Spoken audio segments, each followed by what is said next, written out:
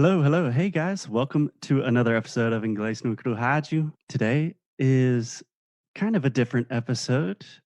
Today, I believe, this might be wrong, but I believe we have our first Portuguese person on the show. Really? I might be mistaken, but yeah. Today on the show, we have João Reis.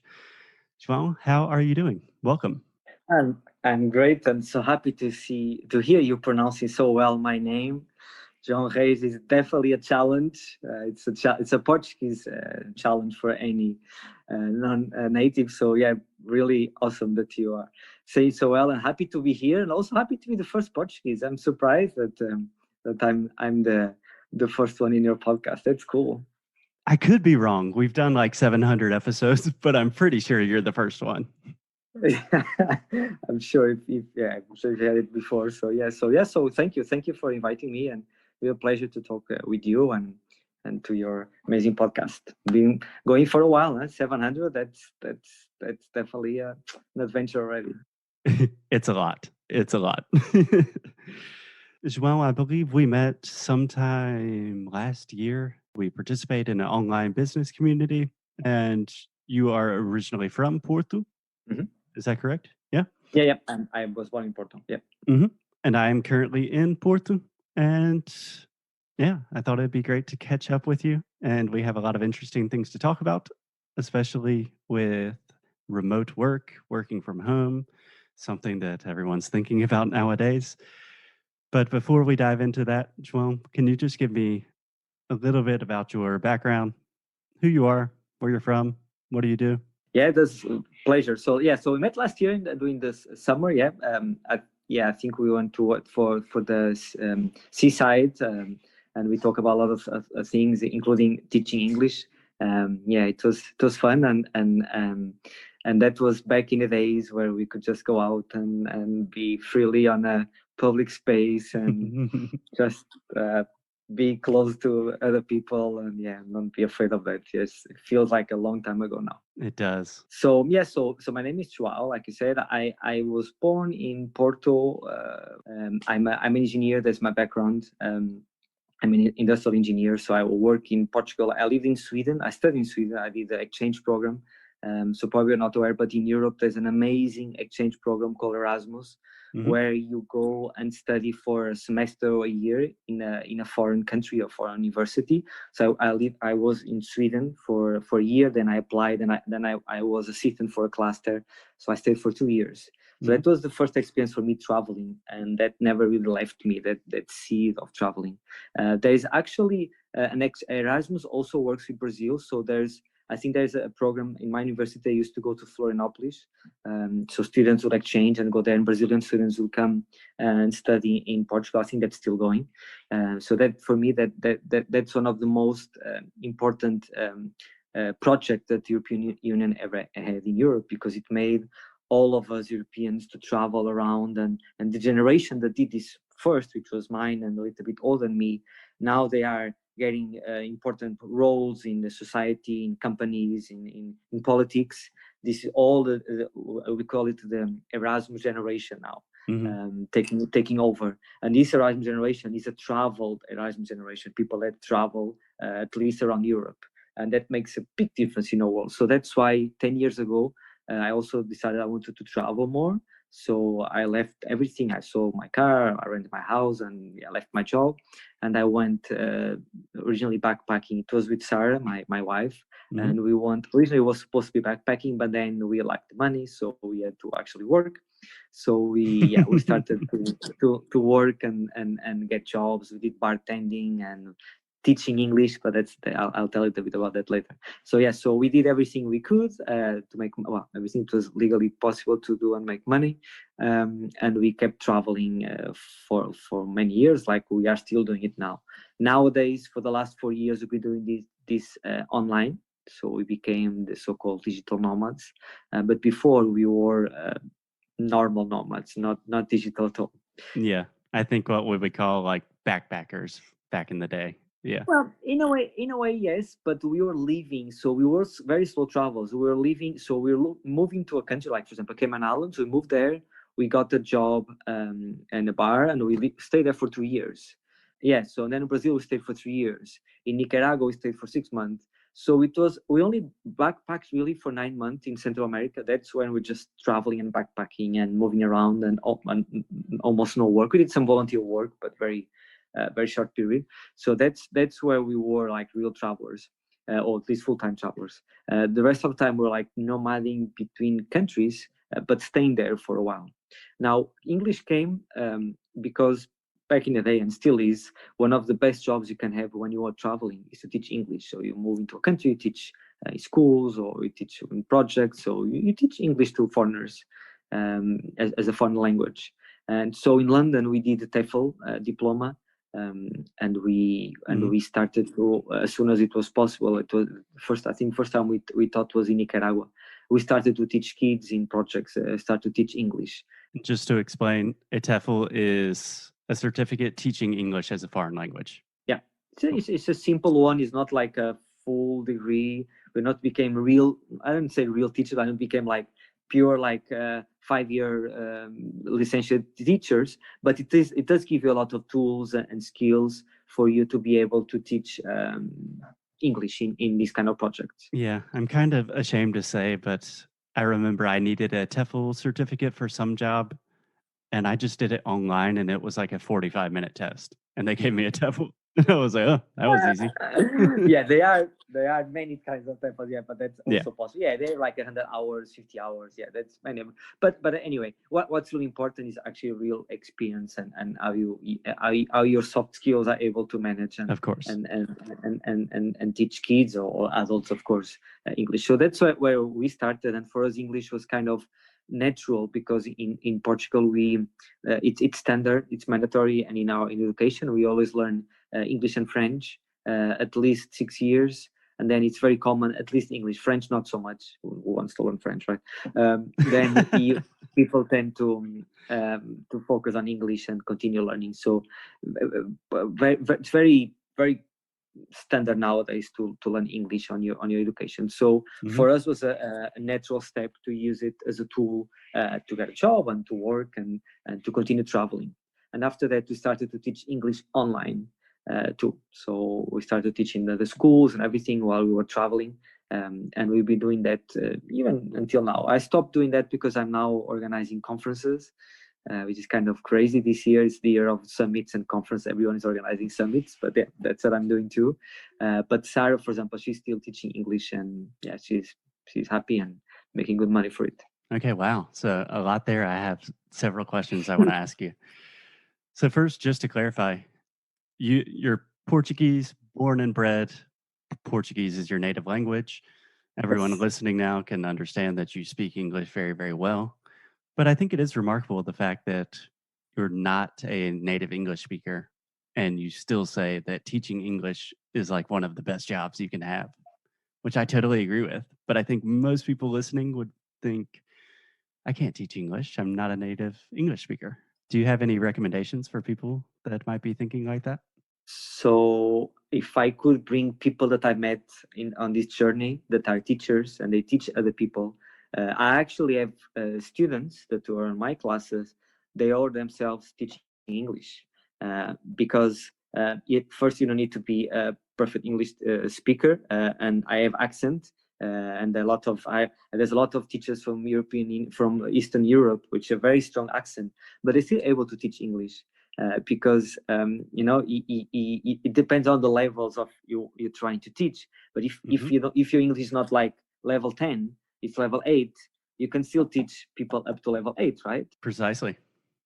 So and there's a big difference between knowing nothing until knowing a lot. So you can be an English teacher as soon as you know how to speak some English, because you can at least know what you know, right? It's the same with anything that you know, right? Maybe you are an amazing driver, or maybe you're just a normal driver, but you can still tell people how to start to drive, even if you're not a speed racer, right? So the same with the language. You can teach what you know, not above what you know, of course, but then you can continue learning and get more and still help people. So I don't see a point there, because I've seen so many examples, people that are still in the medium, intermediate, beginning intermediate level already helping others to learn, because from 0 to one, that's already a lot. Yeah, I think in some cases, it's almost better to have someone that is a little bit more fresh with the process. Like, for example, I've been teaching English for more than a decade. And when I'm thinking about English, I'm thinking about like syntax and phonology. And sometimes I get lost and forget, like, oh, I just need to help this person speak. So sometimes it's great to have a non native English speaker that's just a little bit ahead of you. That's wonderful. And honestly, probably the best way to learn anything is to teach it. So even if you're not speaking English perfectly, if you can teach it, that's going to help tremendously. Yeah, teaching, if you are studying something, right, the best way, it's like you're studying, so you need to practice, and then teaching, you are practicing. So if you are practicing all the time, you are improving even more. So completely up to that. Cool. So João, you are, I think we can all say, a very well traveled traveler. Yeah, And been around. been around. Been around. I think that is an understatement. But nowadays, it seems like you're spending a lot of your time on virtual summits, online conferences, and really focusing on kind of just spreading or raising awareness about working remotely. And yeah, can you speak to that a little bit? Because I know that's something literally on everyone's minds nowadays. For sure. Yeah, so I'm happy that I have two big passions in my life, and that's what I put my all my effort nowadays, and everything that I do, all my projects. And the two passions, one obviously is traveling, but I see traveling more as a long time travel. So in a way, my big objective is to make our society a borderless society, so no borders. That's what I want to see in our planet. A borderless society, you say? Yes, Yes. yes. I also totally disagree with borders. Yes. So for that, and to have this, the closest we have to this kind of lifestyle is a slow traveling or the nomadic lifestyle. So one of my passions is to help people to be able to move and to live in different countries, not necessarily to be traveling all the time, but to live in different countries. And Yeah. every time I speak about this, I always give the example. For me, I like to look at the world as a university, and you want to learn something and you choose where you want to have your course, like you choose a university. In this case, I like to choose the country. So for example, I wanted to learn about Buddhism and more about nomadism, so I went to Chiang Mai in Thailand, because it's one of the capitals of the world of nomadism, digital nomadism, and it's also one of the best places to learn about Buddhism, because Thailand is 95% is a Buddhist country. Hmm. If I wanted to learn about salsa, I'll go to, I don't know, to Colombia or to Cuba or something. So it's like you have your passions. So instead of just being at home and learning for what you have available, why don't you just go and somewhere else and learn it better? So for me, this is an amazing way of seeing the world and see where you travel. So I really want to inspire people to travel more and to travel with time, to really also to connect with the locals, not just to be in a bubble. So Can you explain just briefly the idea of slow travel? I'm not sure if all of our listeners will be familiar with that. slow travel is comes from the concept also of slow food, which was created in Italy like 15 years ago.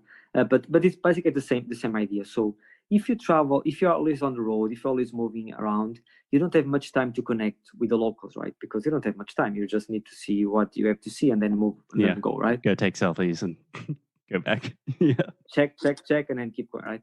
When you slow travel, you stay longer periods in a place, and there's no rule for how long, 3 months, 6 months, I don't know. It's just some time.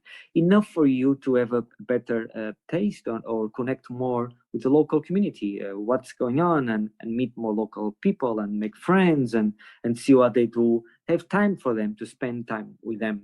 And that's what we call slow travel. So it gives you time to actually visit the places, because otherwise, if you're always fast traveling, you live in that bubble that I said. So you are just in a bubble of tourists or fast travelers, and you don't really see what's going on. You can be in a place full of foreigners, and then you don't even know local people because you don't have time for that. So slow travel is that approach where you stay a little bit longer in a place. And one of the tools to be able to slow travel, you say, that's very cool, slow travel, but how do you make money, right? That's the first question.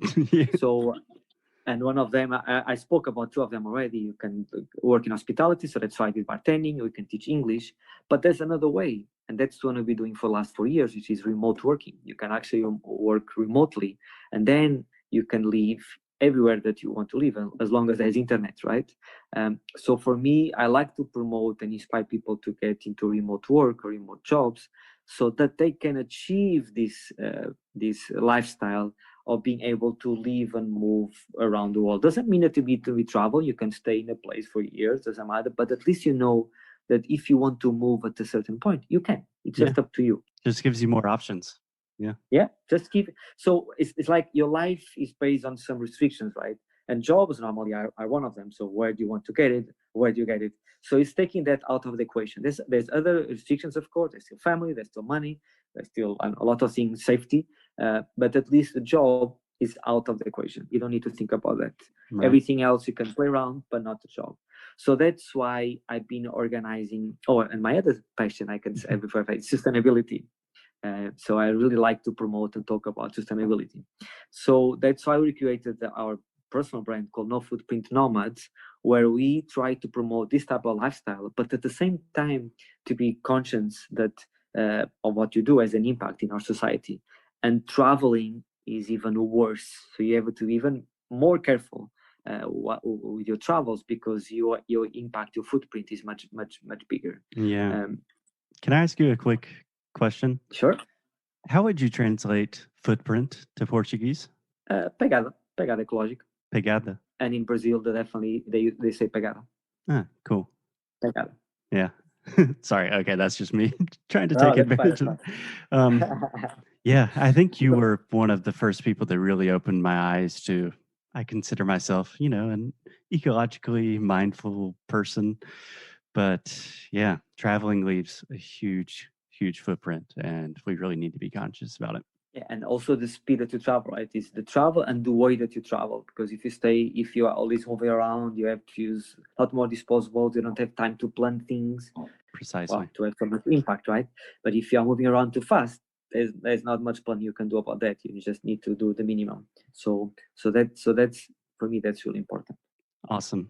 So you have these two great passions of yours, one being the travel and a borderless society, also sustainability, and those kind of converge, especially in this moment right now in the world of remote work. So tell us what you were doing. Tell us about this conference that we have today, the future of work. So based on this, and of course we're going to talk about conferences, I started to organize events, and this was before COVID. I'm part of a collective of freelancers in Portugal, and we decided to create a conference. We call it Nómada Digital Conference. That was the first name, Nómada Digital, because the collective is called nómadadigital.pt. It's a Portuguese collective of freelancers. So we started to organize that event, and because COVID came, it went very successful. So I said, oh, maybe we want to do something more about this. So we created a brand called Future of Work. And Future of Work basically talks about all these topics that are pretty much important to a lot of people. So one is remote work, second one is freelancing, third we talk about education online, fourth we talk about nomadism, so how you travel, fifth we talk about also for companies, so remote work in companies, and then the sixth level we also added a level which was social impact with remote work. So we try to bring examples of entities, of companies that are actually doing good using remote work as a tool. Cool. So both of us have been working remotely for quite some time. We were speaking before we started recording that a lot of our friends are saying like, hey, Foster, do you have any tips about how to work from home? And I imagine most people just think, oh, okay, you have a job and now you're working from home. That's remote work. But as you were saying, it's a lot more than that. There are freelancers. There are, working remotely for a company, having your own company. Can you just give us a brief overview about some of the things that people will hear about or learn during the conference over the next 2 days? Yeah. So this conference that we organize. So just for everyone to know, we are doing a Future of Work conference. It's brazil.futureofwork.co. Happening tomorrow. .co. Tomorrow. Okay. .co. Yeah, co, not com. It's .co. Um, yes, it's maybe a little confusing, but yeah, but it's .co. So tomorrow we're starting tomorrow. It's for Brazilian audience, and yeah. So the idea of this specific conference is to help people that are working company, yeah, to help companies or workers. So it's not necessary for freelancers. It's more for people that are working for companies and their job is partly remote or full remote, or they are in the process of becoming remote, Yep. or for companies and owners or human resources people that are in the process of on the transition, or they want to learn more how to manage their workers as doing remote work. So we are going to bring experts on the field. We're going to bring companies that are remote first, meaning that they started basically remote from their get going, or companies that are they have some kind of remote work experience or they did a transition. So we're going to bring Canva.com, for example, that did a big transition Awesome. recently. Even Facebook is going to be there, and they finally accepted that part of their workforce is going to be remote. So yeah, so and also have smaller examples that people that with a smaller company. So to bring a little bit of everything. Yeah, so it's going to be 2 days and 6 hours each of experts talking and helping and bringing insights and how to be prepared, how to work within the company, how to organize your time. A lot of pains that people have when they move into remote work experience, and they want to learn how to improve in that. Amazing. And the conference is in Portuguese, correct? Yes. Okay. So our listeners have no excuse. From Brazil, only the host may be Portuguese, but most of the speakers are all Brazilian. Cool. And how do people sign up? Does it cost anything? Yeah, it's free access. It's brazil.futureofwork.co. Yeah. And we will put the links in the show notes so people can just click on it. But yeah, so it starts tomorrow morning and goes until Tuesday evening. It starts at 10 a.m. and it goes up to 6 p.m. Very cool. I'll definitely try to check in on at least some of the talks if I can. And I think it will be beneficial to, even if you're not working remotely yet, remote work is going to be more and more part of our world in the future. Probably why you have the name Future of Work. So I think it should be a really good thing for everybody to check out. Well, João, I really appreciate you coming on today. I'd love to have you on at another time to talk about your travels and sustainability and all of that. But I know you're a busy man. Do you have any last words for our listeners about the conference tomorrow, about English, about anything? I think it's important, especially now, and we were talking about this before. So especially now that, so if you are considering learning English or improving your English, also because of jobs that you may have. And I remember when I was in Brazil, that a lot of people that I taught English and that I met, they were interested in getting jobs in multinational companies that were moving into Brazil. But nowadays, especially about this remote work opportunity, that's even so the opportunities that you have, that anyone living in Brazil has, is like it has exploded. Not that it was not possible to get remote work before it was, but now it is like massive. Now you can get a job in any country, in any company in the world, much easier than before. So now it's even more important to get your English right, because the limit is not your border anymore. You don't need to wait for multinational companies to move into São Paulo or Rio or even Florianopolis or Porto Alegre. No, you can just go online, get a job wherever you want to have your job, and then you can even move to that place because you start to get the income online. You can stay in Brazil if you want. You can do whatever you want. Yeah, basically whatever you want. So now learning English, if it was already important, now it's even more because your opportunities have increased like tenfold with this boost of remote work around. So yeah, take chances and go for it. Yeah, absolutely. Well, you are doing great work. It's a pleasure talking to you. And thanks for coming on. Thank you for having me. Cool. Take care. Bye bye.